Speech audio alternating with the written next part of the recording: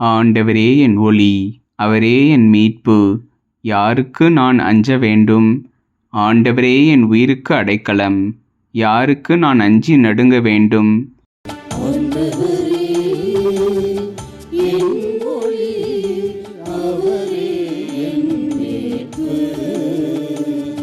தீயவர் என் உடலை விழுங்க என்னை நெருங்குகையில், என் பகைவரும் எதிரிகளுமான அவர்களே இடறி விழுந்தார்கள்.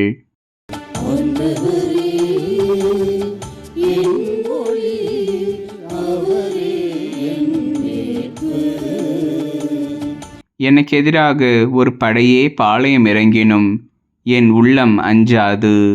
எனக்கு எதிராக போர் எழுந்தாலும் நான் நம்பிக்கையோடு இருப்பேன்.